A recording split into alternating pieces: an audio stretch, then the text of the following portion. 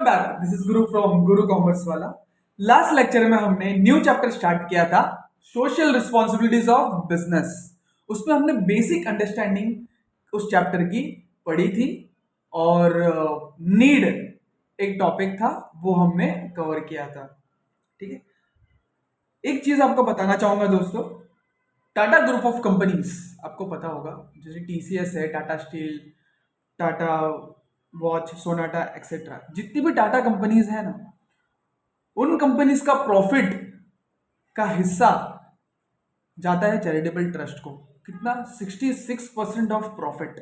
समझो 66%, मतलब समझो अगर टाटा कंपनी 1,000 करोड़ रुपए कमा रही है प्रॉफिट अर्निंग्स, तो उसमें से इसका 66% कितना होगा? 660 करोड़ वो डोनेट करते हैं चैरिटेबल ट्रस्ट को। हॉस्पिटल्स में सब में वो लोग डोनेट करते हैं। इसलिए टाटा का नाम बहुत ज़्यादा अच्छा है और बहुत बड़ा है। Even Ratan Tata is also famous for his social activities, not hold to the social activities but donation, contribution and good responsible person. So let's start with the new topic, responsibility towards different interest groups. There were 6 interest groups हमने पढ़ा था, एक एक करके हम start करेंगे। First one is a owner. ठीक है, अब मैं आपको ना थोड़ा बेसिक अंडरस्टैंडिंग देता हूँ डायग्रामेटिक वे में।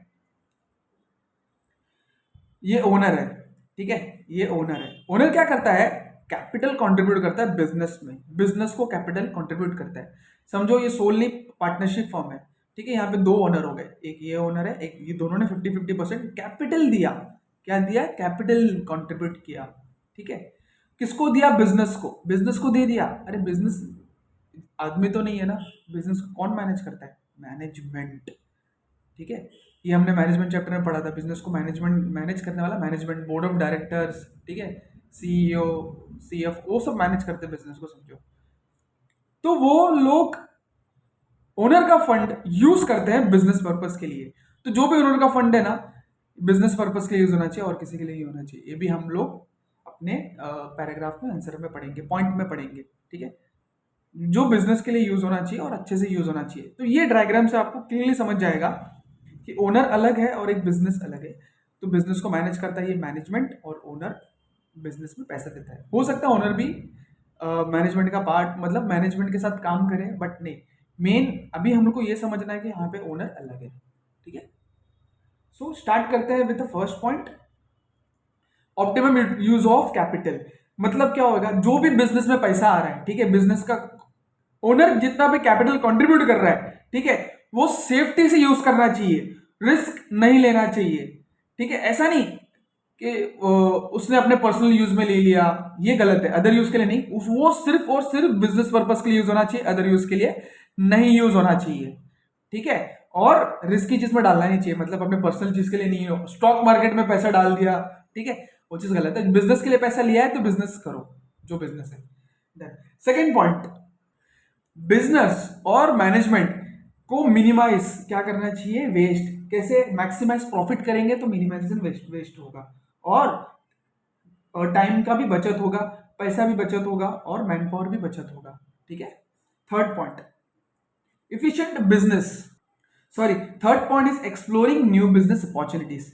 इसमें जब भी मैनेजमेंट और बिजनेस को लिमिटेड स्कोप दिया हुआ है, वो स्कोप से आगे बढ़ना चाहिए, एक्सपांड करना चाहिए, ग्रो करना चाहिए।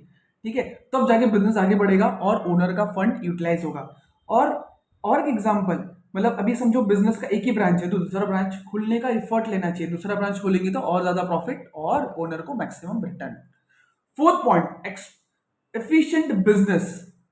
देखो बिजनेस एफिशिएंट कब होगा? जितने भी रिसोर्स है उसको प्रॉपरली यूटिलाइज करो, एफिशिएंटली यूटिलाइज करो। मतलब 10 किलो का रॉ मटेरियल मंगाया कुछ मैन्युफैक्चर करने के लिए, तो यू शुड मेक श्योर कि 10 किलो का रॉ मटेरियल मैन्युफैक्चर होना चाहिए, उसमें से कुछ भी वेस्ट नहीं होना चाहिए।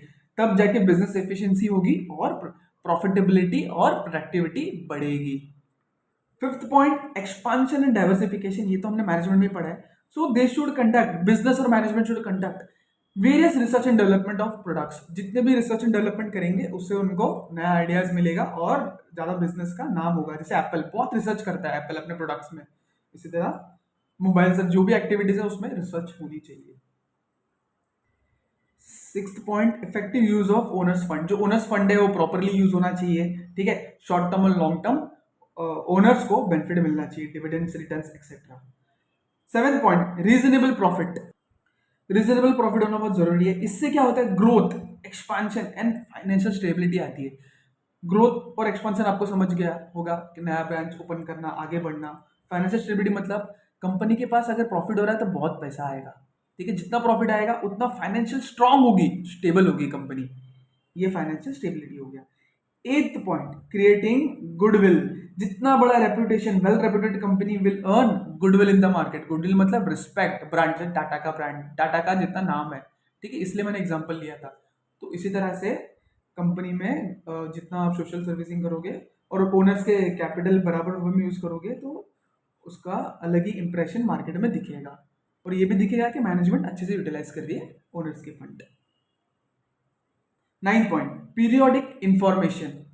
इसका मतलब ये है दोस्तों कि जितने भी ओनर्स है ना, यहाँ पे ओनर्स है ना, ओनर्स को प्रॉपर फाइनेंशियल जो कंडीशन है, डिटेल्स, जो फाइनेंशियल सिचुएशन है उनको मिलनी चाहिए, महीने महीने, हफ्ते हफ्ते, मंथली, या तो सॉरी महीने, हफ्ते, क्वार्टरली, ईयरली, उनको डिटेल्स मिलनी चाहिए। क्योंकि पता है उनको डिटेल्स रहेगा तब तब उनको, क्योंकि उन्होंने पैसा दिया है, उन्होंने बहुत सारा पैसा कंट्रीब्यूट किया है, तो उनका हक बनता है कि अभी कंपनी को कितना पैसा आ रहा है बिजनेस से, कितना प्रॉफिट हो रहा है कि नहीं हो रहा है। तो उनको हर महीने या तो हर quarterly, frequent interval you can say, उनको इंफॉर्मेशन जानी चाहिए थ्रू रिपोर्ट, सर्कुलर्स। एक सबसे बड़ा एग्जांपल रिपोर्ट्स में लूंगा। एक हर कंपनी का ना क्वार्टरली रिजल्ट्स होता है, क्वार्टरली रिजल्ट्स। तो उसके अंदर क्या होता है, कंपनी के फाइनेंशियल पोजीशंस होते हैं, कंपनी ने कितना प्रॉफिट अर्न किया, ठीक है, कंपनी के एसेट और लायबिलिटी का पोजीशन क्या है, ये सब चीज उस रिपोर्ट में दिखता है। और इसके साथ साथ अलग से एनुअल रिपोर्ट भी जाता है।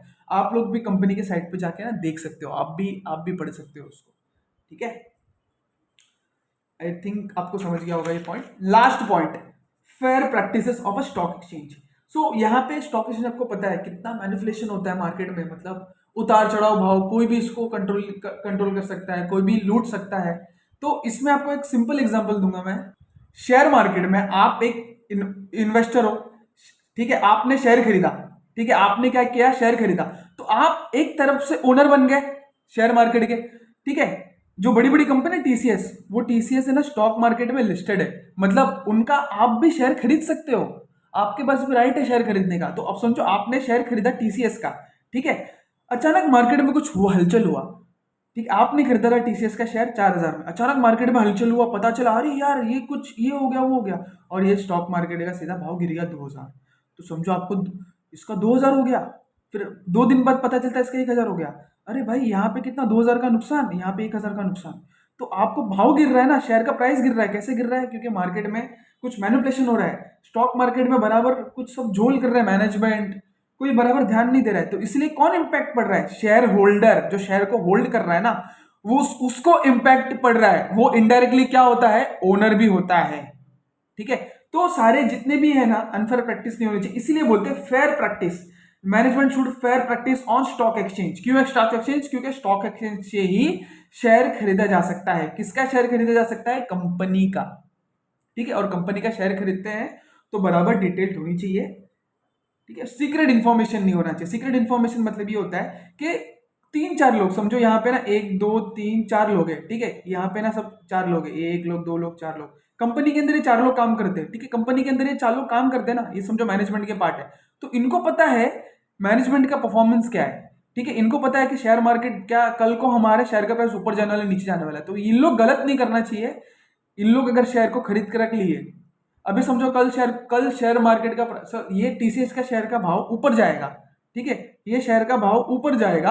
अगर वो शेयर का भाव ऊपर जाएगा तो ये लोग क्या खरीदेंगे, सस्ते में खरीद लेंगे, मैनेजमेंट सस्ते में खरीदेंगे। क्यों सस्ते में खरीदेंगे, क्योंकि मैनेजमेंट को पता है कि ये कंपनी में कल को बहुत प्रॉफिट होने वाला है, शेयर प्राइस ऊपर जाने वाला है, ठीक है। ये चीज नहीं करनी चाहिए उन लोगों को। ओवरऑल सिंपल मैं बता रहा हूँ, मैनेजमेंट कंपनी की देखभाल करती है, मैनेजमेंट कंपनी को चलाती है, तो कंपनी के बारे में मैनेजमेंट को पता है। तो कंपनी को, मैनेजमेंट को ये भी पता होगा कल मार्केट में शेयर प्राइस कल क्या होने वाला है, गिरने वाला है क्या उठने वाला है, ठीक है। तो वो चीज उनका फायदा नहीं लेना चाहिए मैनेजमेंट को।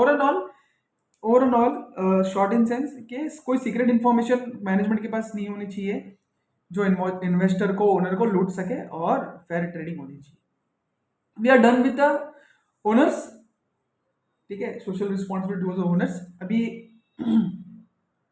सॉरी, ओनर को याद रखने का तरीका बहुत सिंपल है, एक बार रिकैप भी कर लेंगे इस पॉइंट को, ठीक है। उसको याद रखने का तरीका है ओनर्स, ओनर्स ये R3 है, ठीक है, और जी, ओनर्स GIF, ओके। तो O फॉर क्या, optimum use of resources, W for wastages मतलब minimum, second point minimise the wastages, third point and for new business opportunities, exploring new business opportunities. Next point 3E, efficient business expansion and diversification and effective use of funds, थोड़ा बीच में कर लेता हूं, ठीक है। R for reasonable profit, फिर बाद में GIF, G for goodwill, I for information and F for fair practice of stock market. कोई बहुत इजी, बहुत सिंपल है, ओनर, ओनर GIF, ठीक है, ओनर की GF भी आप बोल सकते हो और ओनर GIF, ठीक है। O for optimum use of resources, second point minimize wastages, and for new business opportunities, E for efficient business, second D expansion and diversification, third E efficient use of owners fund, fourth E नहीं होता है, R है reasonable profits, and then GIF will be creating goodwill, periodic information and fair practice on a stock market. We're done with the owner. We'll meet you on the next lecture. We'll start with investors, social responsibilities of investors. Take care.